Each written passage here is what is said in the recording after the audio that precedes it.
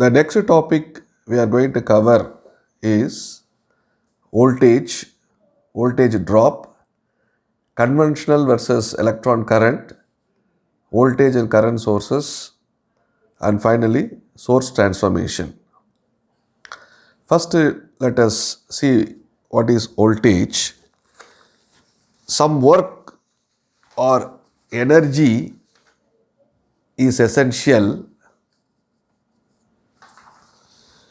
to move an electron in a particular direction in a conductor. So we have to do some work to move the electron from one place to another place. This work is performed by external battery, which provides EMF, which is nothing but electromotive force. This EMF is also known as voltage or potential difference. Consider 2 points A and B.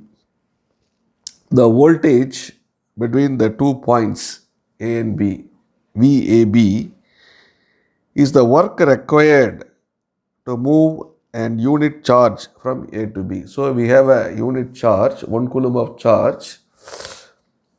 So we want to move this unit charge from point A to point B.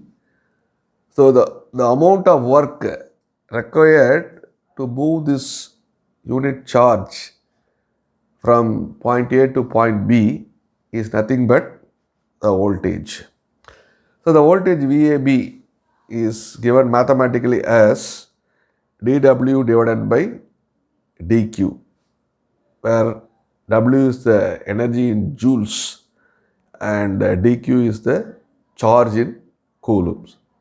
The unit for voltage is nothing but volts, and it is denoted by the letter capital V. So to understand this concept, we'll see one simple analogy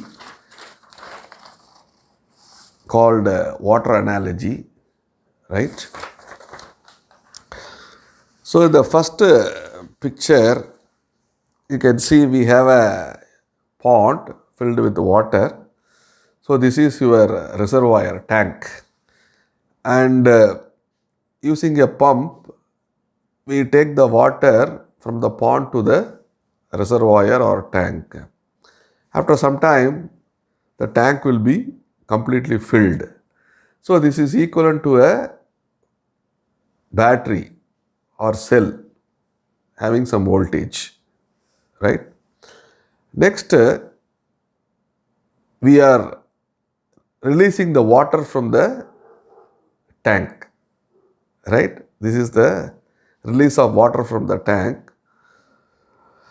So this is nothing but flow of current in an electric circuit, right? So your pump is related to your battery, and the water flow is related to electric current. Next we shall see what is voltage drop.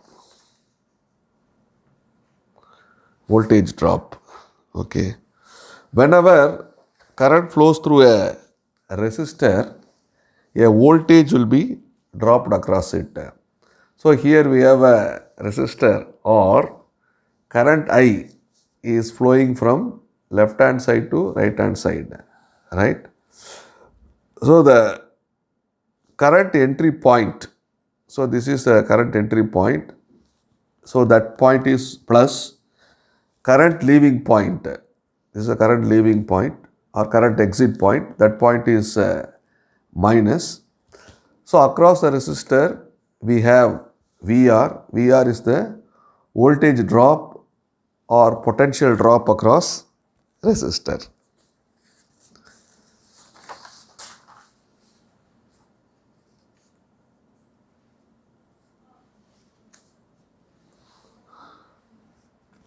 So load, what is a load?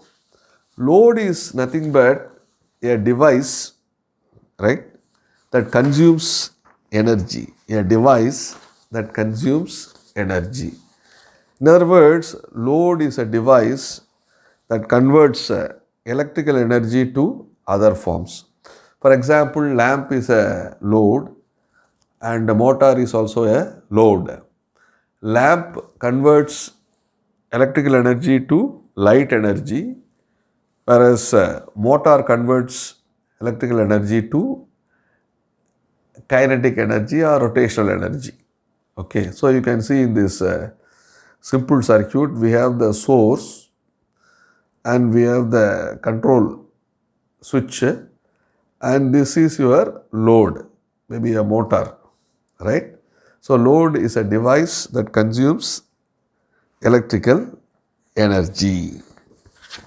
Next we shall see what is conventional and electron current. Conventional and electron current. Okay. So we have already seen that the electric current is the flow of electrons in a specific direction. Okay. Before this discovery, current was thought as a fluid that flowed from higher potential to lower potential, that is from positive terminal to negative terminal. So based on this convention, laws and analysis procedures were established, and these are still we are following. Okay. So the movement shown from positive terminal of the battery to the negative terminal is the conventional current.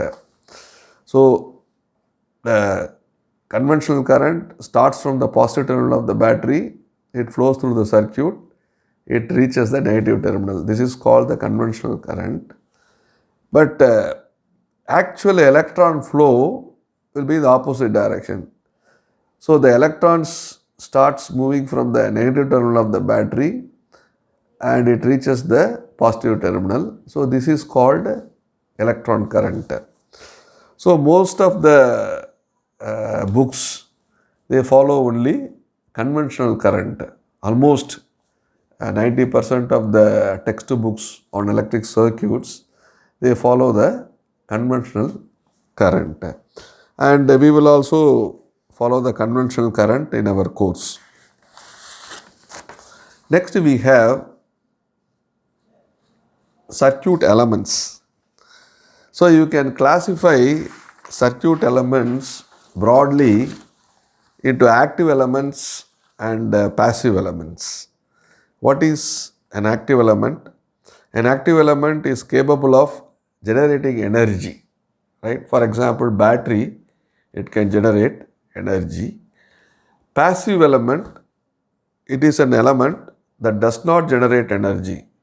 Sometimes it may consume energy. For example, resistor is a passive element, inductor is a passive element, and capacitor is a passive element.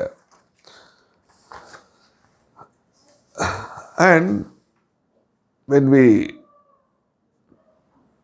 talk about sources, right? Sources,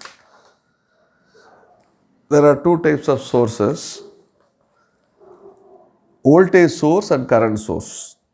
So we will use these sources in our circuit analysis. And also these voltage source or current source, you can further classify into independent source, dependent source. So that means you have independent voltage source, independent current source. Similarly, you may have dependent voltage source and dependent current source. So this is the symbol followed. I'll keep symbol followed for independent voltage source. So this is your symbol for independent voltage source. and this is the symbol for independent current source. So we have positive polarity and a negative polarity, and current source, we have an arrow that shows the direction of flow of current. But these two sources are ideal sources. These two sources are ideal sources. But in a real current source, some resistance will be associated, and a small amount of voltage will be dropped in that resistance. Okay. So that resistance is called internal resistance, right? So here we have shown the real voltage source and real current source. So this is plus minus is the voltage source. In series with that, you have a resistance. This resistance is called internal resistance, and some small amount of voltage will be dropped across this internal resistance. And similarly, for a current source, we have an internal resistance that is connected in parallel or connected across the current source. So these two are actual or real voltage and current sources. Suppose if you take voltage source or voltage sources, you can normally we connect voltage sources in series. Normally we connect voltage sources in series, and we connect current sources in parallel, right? Say for example, I have voltage source V1 and I have voltage source V2. Now I have connected one after another, right? That is, this is called a series connection. Anyway, I will explain exactly what is a series connection when we study about resistors, right? So here the negative terminal of first voltage source is connected to the positive terminal of the second voltage source. Then this is called series aiding. So in that case, you just add these two voltage sources. Say for example, the total voltage is going to be V1 plus V2, right? For example, you might have seen this in your remote, TV remote or AC remote. So normally we will be using two 1.5 volt batteries normally. So we have to connect in a proper manner, in the series aiding manner. Then only this 1.5 volt plus this 1.5 volt will add together. Finally, you will be getting 3 volts, right? You consider this. So here, same V1 and V2. Now, these two are same polarity. For example, negative connected in series with negative. Okay. Or it may be like this. See this. Here, V1, V2, same polarity, positive connected with positive. This is called series opposing. In this case, the total voltage, it is going to be bigger minus smaller. For example, if V1 is greater than V2, if V1 is greater than V2, so the total voltage, V1 minus V2. Total voltage is going to be V1 minus V2, and the symbol for this is the same symbol of bigger one. So here V1 is bigger, so the same symbol adopted for total voltage source. Say for example here, this is also series opposing. Here V1 is greater than V2, so total will be V1 minus V2, and the symbol should be same as that of bigger one, that is V1. Okay. This is called series opposing. So suppose if you don't connect in your TV remote the polarities properly, so you have to connect in series aiding mode. Suppose if you connect in series opposing mode, remote will not work, because why? Both batteries are equal, 1.5 volts, 1.5 volt. So V1 minus V2 means 1.5 minus 1.5. So the total voltage is going to be 0 volt. So even though you have put battery, if you put it in the wrong direction, right, the total voltage is going to be 0 volt. So your remote will not work even if you put fresh battery into the remote. And finally, we will see source transformation. What is source transformation? Sometimes while doing problems in circuit theory, we may have to convert voltage source into current source or a current source into voltage source. So that is called source transformation. So how to convert a voltage source to current source? Here you have a voltage source. So we have Vs, internal resistance Ri.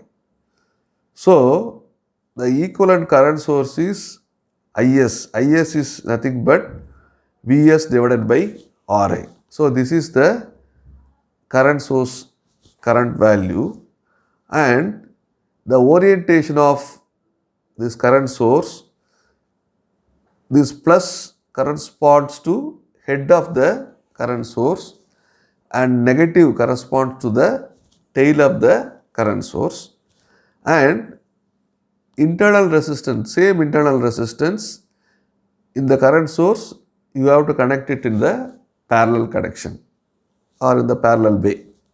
Okay. So this is your voltage source to current source transformation.